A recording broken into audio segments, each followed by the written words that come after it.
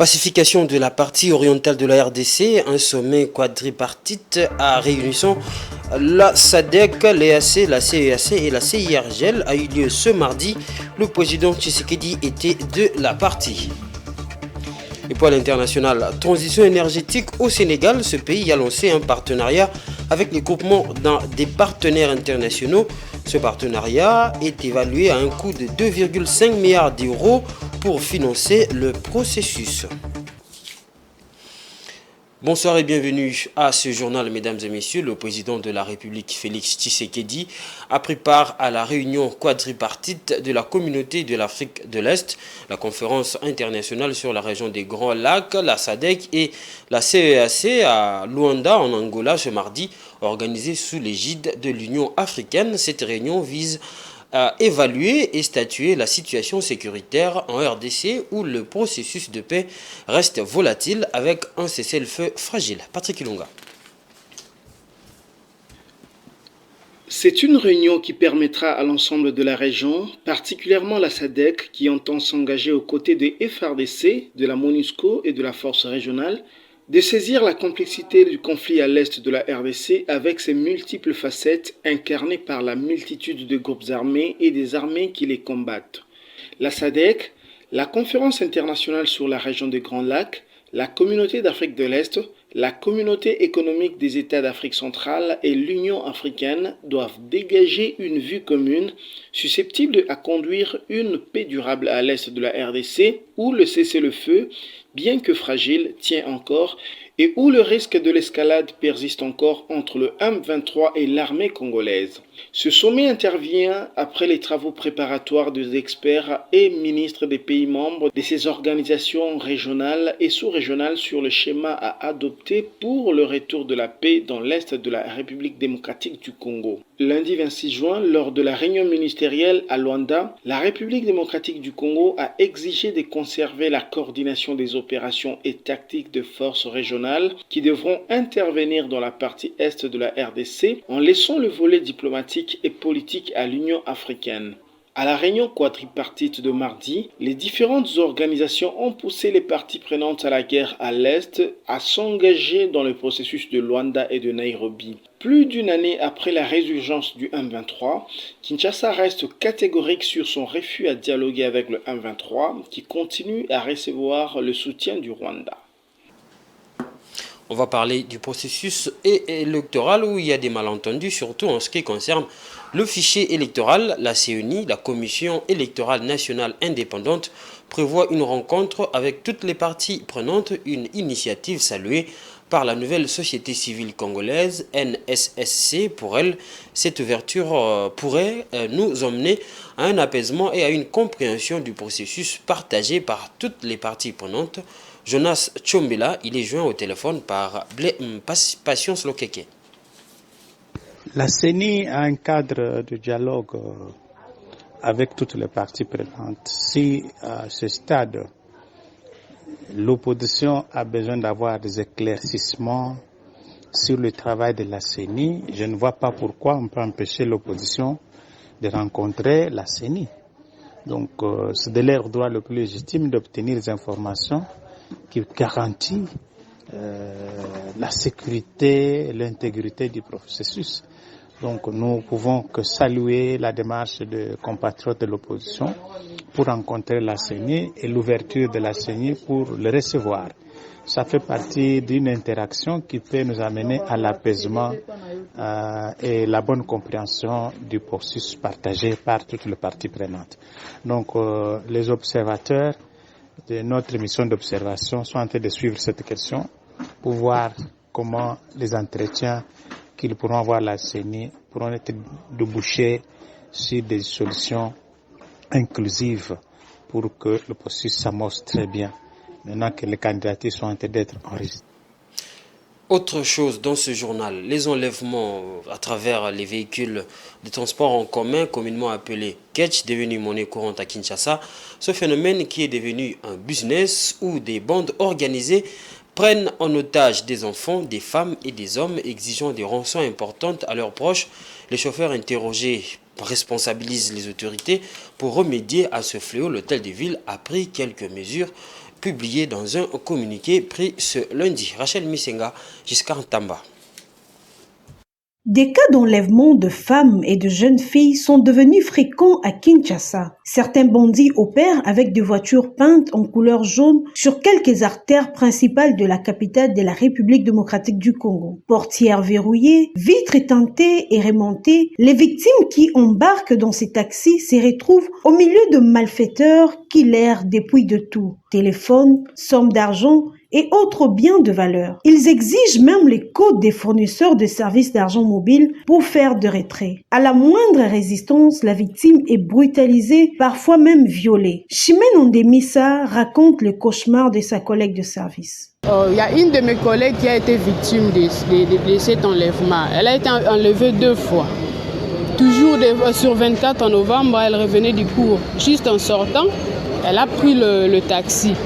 Arrivé vers PNMLS, on change de direction. On est allé la jeter quelque part. Mais pendant la course, en chemin, on lui a demandé de donner tout ce qu'elle avait. Elle n'avait que son argent de transport. On l'a allongée comme ça dans les taxis et tous ils se sont assis sur elle. On l'a étranglée. Donc elle est venue, elle prenait des produits.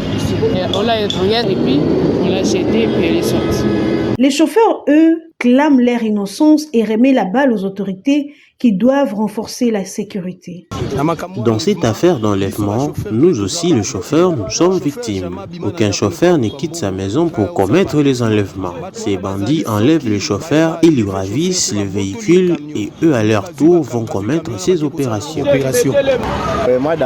Pour moi, premièrement, la mesure prise pour que le chauffeur enlève le vitre teinté ne suffit pas. Et 2, même le véhicule qui n'est pas fumé peut commettre des infractions. Ils ont plusieurs modes opératoires. Certains utilisent de poudre et d'autres utilisent de mouchoirs pour endormir le passager. Pour moi, ces enlèvements sont dus à l'irresponsabilité des autorités dans le sens où ces personnes qui pratiquent ces enlèvements détiennent des armes. On se pose la question où ils les trouvent. Pour mettre fin à ces fléaux, le ministre provincial de l'Intérieur, Sécurité et Justice, Gratien Tsakala, a pris quelques mesures qui ont été rendues publiques dans un communiqué ce lundi 26 juin. L'interdiction des circulations de taxis avec vitres teintées, le respect de la limitation du nombre de passagers, essentiellement pour les taxis, taxibus et motos, du numéro d'identification, les signalements par les transporteurs des intrus dans leur coopération. Par ailleurs, l'exécutif provincial de Kinshasa appelle la population locale à la vigilance. D'une province à une autre, plusieurs chantiers de construction d'infrastructures sont en cours dans la province du Haut-Katanga. C'est ainsi que le gouverneur de province, Jacques Kabula, a effectué ce mardi une visite d'inspection de plusieurs d'entre eux à travers la ville de Lubumbashi. Ces différents travaux sont initiés et financés par le gouvernement provincial. Première étape de cette descente du gouverneur de province, l'avenue du parc au quartier Makomeno, l'OVD qui exécute les travaux s'attelle à la construction des caniveaux et à la pose des bus pour faciliter la canalisation des eaux, surtout pendant la saison prochaine des pluies. Ainsi, 3 collecteurs sont en train d'être posés au croisement des avenues du parc et des tribunes. À l'issue de ces travaux de génie civil, la chaussée sera asphaltée. Les mêmes travaux de construction des caniveaux s'exécutent sur l'avenue Ngongolu Tété, derrière le jardin zoologique de Lubumbashi. Le gouverneur de province va poursuivre sa descente au croisement des avenues Biaï et des églises. Ici, les travaux sont à l'étape de la reconstruction de la chaussée avec une sous-couche en moellon et la construction des 3 traversées en buse et des caniveaux de 815 mètres de part et d'autre de la chaussée. Jacques Ablakato se rendra enfin sur la route Kamatété. Les travaux exécutés par la société Invest Congo sont à la phase de la maçonnerie et d'assainissement. Un pont moderne y sera bientôt jeté. Des actions du gouverneur Jacques Ablakato saluées par la population. Pour l'autorité provinciale, l'objectif est de doter sa population de bonnes infrastructures avant la prochaine tombée des pluies. Nous avons pris l'option aussi de voir comment assainir nos routes qui ont généralement des problèmes pendant la saison des pluies. C'est des problèmes de canalisation d'eau. C'est comme ça que vous nous avez vu du côté de la Gécamine, vous nous avez vu au niveau de Biaï, des travaux et tout se passe bien. On est en train de poser des bus. Et donc ici, nous venons pour voir la route Kassapa prolongée. Ça, c'est une route nouvellement construite qui n'a jamais existé. Et donc, nous sommes rassurés. Il y a des chantiers partout et qui évoluent très bien.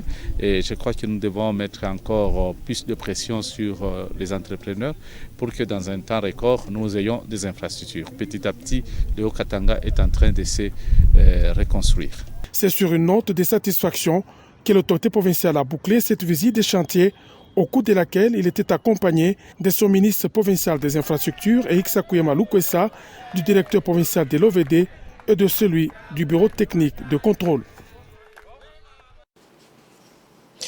Examen d'État édition 2023, alors que les épreuves étaient lancées à l'échelle nationale par le ministre de l'EPST au territoire des Katanga, dans la province du Kasaï oriental ce lundi, dans la province du Haut-Katanga. C'est le gouverneur de province Jekabula qui a procédé au lancement. C'était au centre du collège Saint-Boniface Kitu-Maïni, dans la province éducationnelle du Haut-Katanga 1. Au total, 77 127 candidats prennent part à ces épreuves en province, dont 34 930 filles et 42 696 garçons répartis dans 157 centres. Suivez. C'est sous ces acclamations que les finalistes ont accueilli le gouverneur de province Jacques Abla Kotwe au collège Saint-Boniface Kitu-Maïni, où a vécu le lancement officiel de l'examen d'État édition 2022-2023. Le gouverneur Jacques Aboula a déjà fait du secteur de l'éducation l'une de ses plus grandes priorités. C'est ce qui ressort du mot prononcé par le directeur provincial de l'EPST au Katanga 1. Excellence, Monsieur le gouverneur, depuis votre accession à la tête de cette province, vous vous êtes approprié de la question de l'éducation, et cela à travers plusieurs initiatives, notamment en offrant de bourses aux élèves finalistes, construisant et réhabilitant des écoles. Pour sa part, l'inspecteur principal provincial, Nicolas Nyangeka Imbebizi, a aussi salué l'implication du gouverneur de province dans le secteur de l'EPST. Et par rapport aux statistiques enregistrées cette année, selon l'IPP, 77 127 candidats prennent part à ces épreuves en province, dont 34 930 filles et 42 696 garçons pour 157 centres. Le chef de l'exécutif provincial, Jacques Abla Kotwe, a parlé, lui, de l'importance qu'accorde le président de la République, Félix-Antoine Tshisekedi, à l'enseignement dans sa province. Il a aussi encouragé les finalistes en les exhortant ainsi à lutter contre les antivaleurs pendant la passation des épreuves. Je viens aujourd'hui, ce matin, pour joindre ma voix à celle du chef de l'État, Félix-Antoine Tshisekedi Tshilombo, qui dit qu'il n'y a pas de développement sans l'éducation. Tout ce qui va se faire ici, c'est des choses que vous connaissez, vous maîtrisez, mais soyez attentifs pour réussir. La société a besoin de vous, je suis très sûr. C'est vrai qu'il y a plusieurs écoles, mais en général, vous avez l'habitude de faire 100%. Première épreuve, c'est aujourd'hui. Première antivaleur, c'est la tricherie. Donc, ne cédez pas à cette antivaleur, travaillez comme il se doit, on a besoin de vous voir réussir. Ensuite est venue l'ouverture de la malle contenant les items et leur distribution symbolique par le gouverneur de province Jacques Abla Kotwe aux candidats finalistes qui devront affronter en ce premier jour la culture générale. Plusieurs autres autorités politico-administratives, notamment la ministre provinciale de l'Éducation et le maire de Lubumbashi, se sont jointes au chef de l'exécutif provincial pour le lancement de cette édition de l'Ex-État qui va durer 4 jours. On va parler sport dans ce journal. Le tournoi international de l'indépendance organisé par le club Bakulu Squash se tiendra du 28 juin au 1er juillet de l'année en cours. Pour ce faire, un tirage au sort a eu lieu ce mardi 27 juin 2023 au cercle Elaïs dans les catégories Monsieur et Dames. Plus de précision avec Blessid Kouzola et Michel Kimbuta qui étaient présents à cette cérémonie de tirage. Le tirage au sort du tournoi de l'indépendance du Congo, TIC en sigle, organisé par le club Bakolo Squash, a eu lieu ce mardi 27 juin 2023 au cercle Elaïs de Kinshasa. Ces assises se sont déroulées en présence du président de la Ligue provinciale de squash de Kinshasa, M. Jean-Marie, mais aussi les différents coachs de cette discipline, sans oublier le membre du club BKS ainsi que le directeur général du cercle Elaïs. 24 athlètes participeront dans la catégorie Master Senior Messieurs répartis en 6 groupes de 4. Groupe A, Bianco Kibwila, le champion de cette discipline, Dieu merci, Gay et Osé. Groupe B, Mondo Kitenge, Jordi, Christian et Glody Chaba. Groupe C, Padoni, Momo, Kazadi Mutombo et Christopher. Groupe D, Pierrot, Jolie, Aurore Balou et Trésor Ntumba. Le groupe E, Gola, Gaël, Kevin et Enoch Bamba. Le groupe F, Freddy, Calvin, Oscar et Anil. Dans la catégorie Seigneur Dame, le groupe A est composé de Marie Bosmas, Ketia Elenga, Victoria et Charlène. Le groupe B, Hop, Rich, Ramazani et Grace Polo. Le groupe C, Bénédicte, Rachel, Brenda et Nita Molongo. Le groupe D, Orline, Diana, Bernice Bokocha et Betty Mboyo. Signalons que d'autres catégories seront également en lice, en savoir les vétérans et les juniors. Plusieurs prix sont donc à gagner pendant cette compétition, notamment une moto pour le grand gagnant dans la catégorie messieurs. En fait, mes ambitions pour ce tournoi, c'est de remporter pour conserver les titres à nouveau. Parce que quand vous venez de le dire, je suis le numéro 1 et j'aimerais aussi gagner cette édition spéciale. Bon, il n'y a pas de joueurs faciles, hein. Tous les participants sont déterminés aussi à gagner comme moi. Donc, moi, je vais jouer à ma stratégie pour que je puisse mettre à terre mes adversaires. Un message alors à vos adversaires? Un message. Ces assises se tiendront du 28 juin au 1er juillet prochain au Cercle Laïs de Kinshasa. Vous suivez la grande édition sur Géopolis Télévision. Maintenant, on va parler de l'actualité au-delà de nos frontières.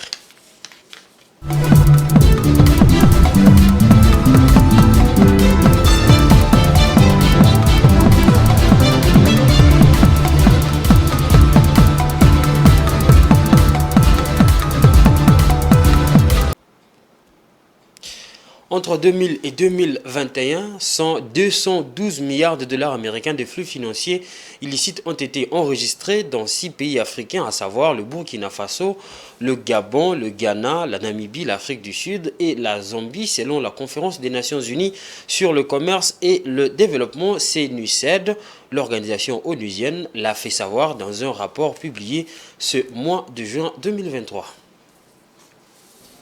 Les flux financiers illicites constituent d'énormes manques à gagner pour l'Afrique. Ainsi, la perte annuelle due à la fuite illicite des capitaux doit être considérée comme une opportunité de développement manquée. Entre 2020 et 2021, ce sont 211,7 milliards de dollars de flux financiers illicites qui ont été enregistrés par 6 pays africains tels que le Burkina Faso, le Gabon, le Ghana, la Namibie, l'Afrique du Sud et la Zambie, selon la Conférence des Nations Unies sur le commerce et le développement.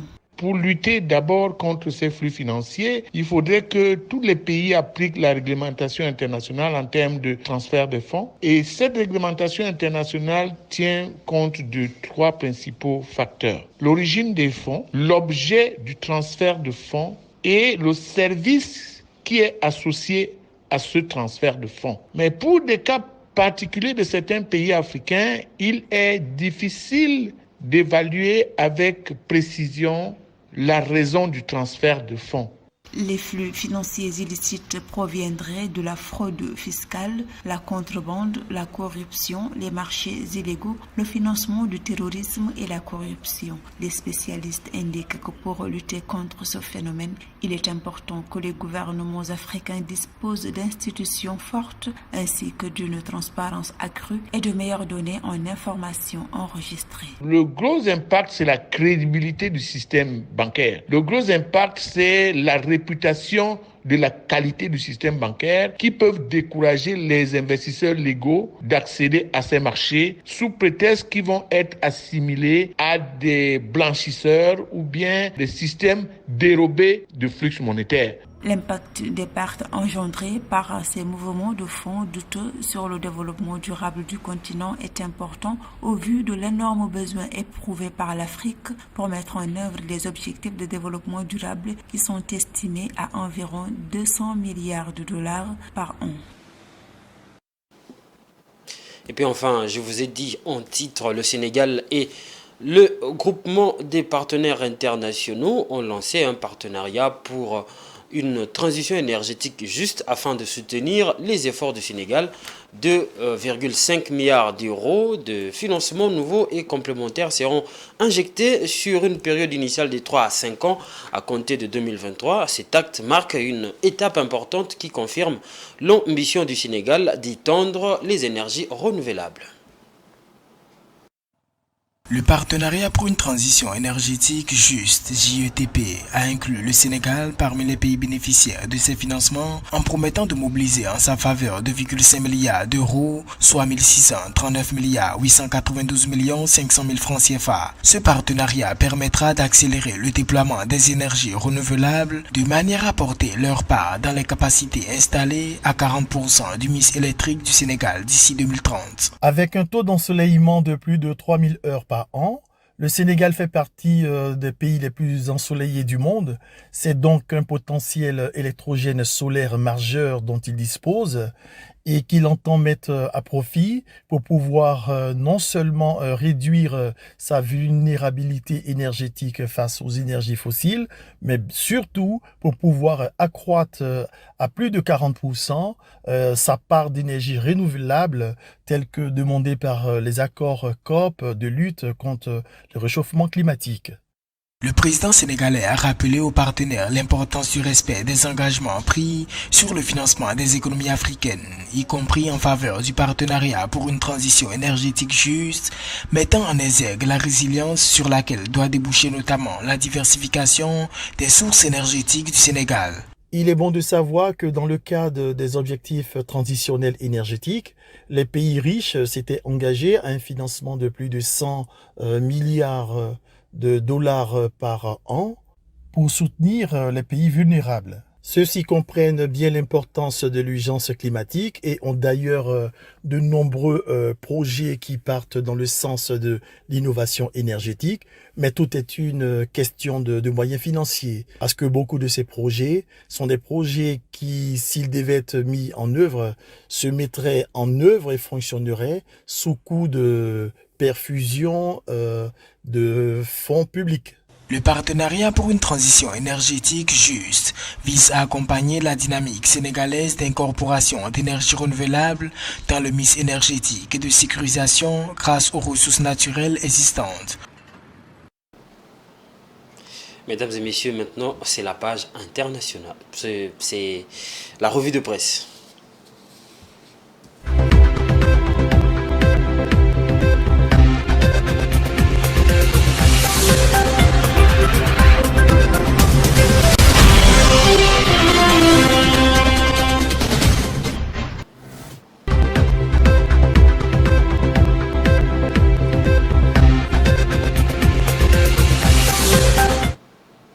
Voilà pour la revue de presse de ce jour. Je suis ici sur ce plateau avec Enoch Issei, à qui je dis d'emblée bonsoir Enoch Issei. Bonsoir fiston Oliko. Oui Enoch Issei, on va directement ouvrir avec la revue de presse. Les journaux sont revenus sur les propos du président de la République Félix Tshisekedi et les différentes réactions comme celle de Patrick Mouyaya et d'Elie Sesanga. Vous l'avez bien dit, ça continue de faire débat dans la classe politique. On va lire Mouyaya contre Sesanga, lecture croisée de l'adresse de Fachi Amboujimaï, écrit Forum des As. L'auteur de l'article écrit reçu sur TV5, le porte-parole du gouvernement Patrick Mouyaya est formel.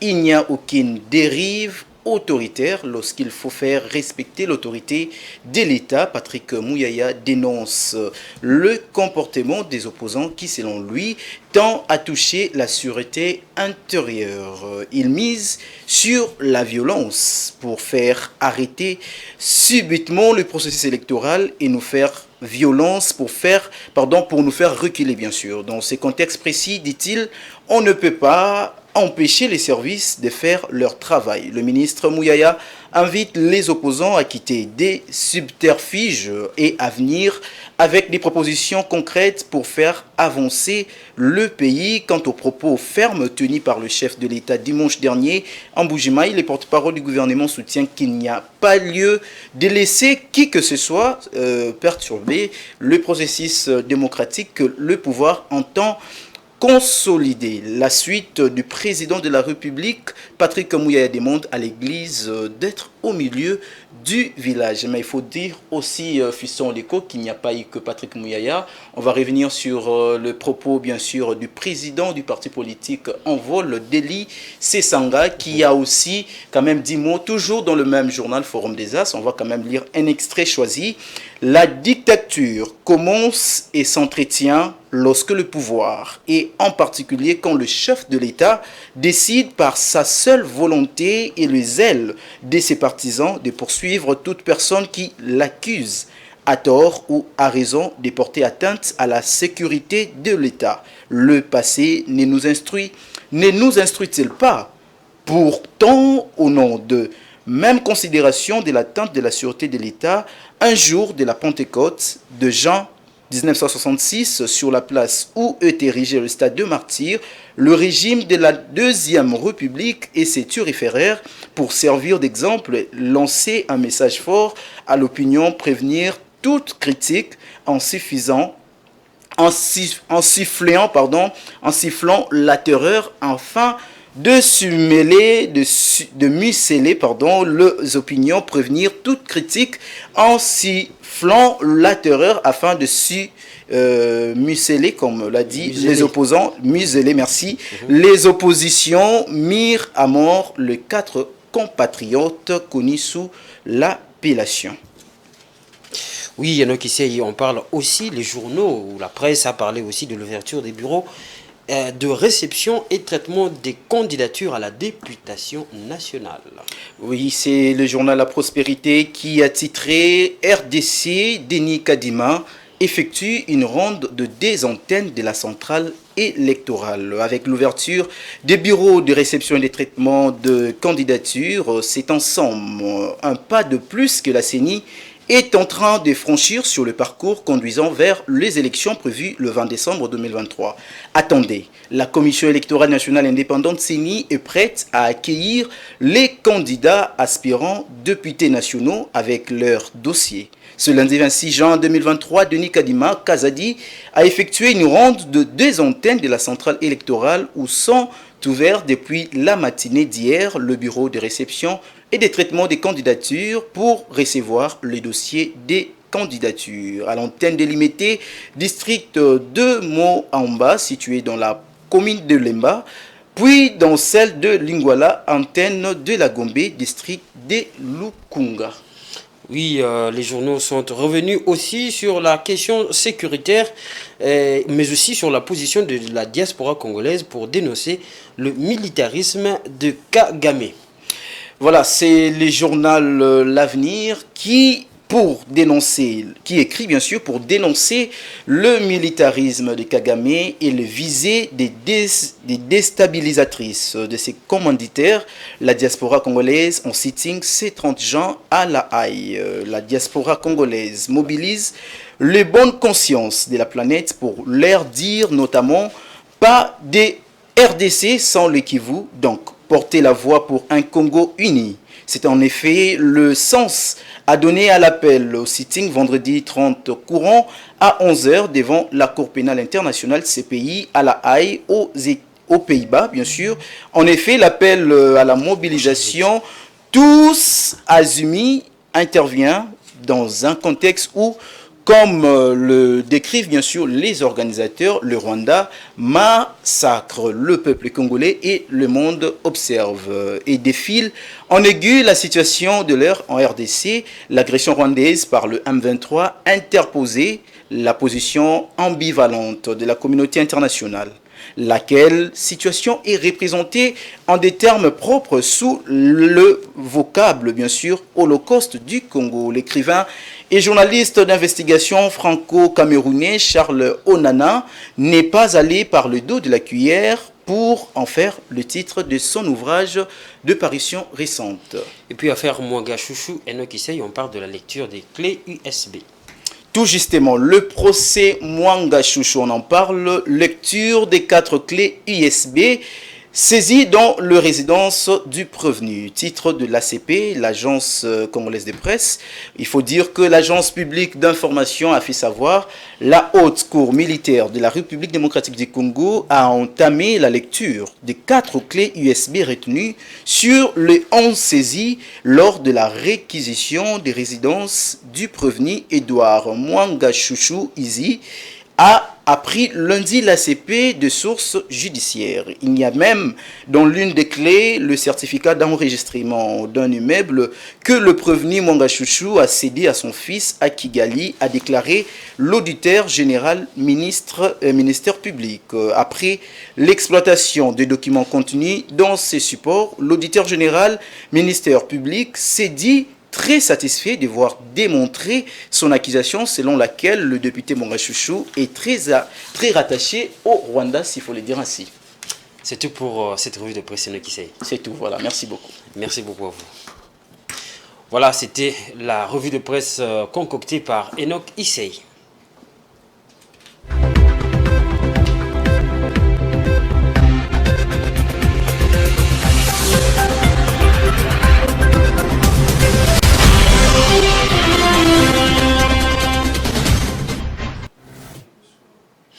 Voilà, effectivement, c'est avec cette lecture des journaux que nous allons mettre un terme à ce journal. Mais avant de nous quitter, moi je vous rappelle les différents titres.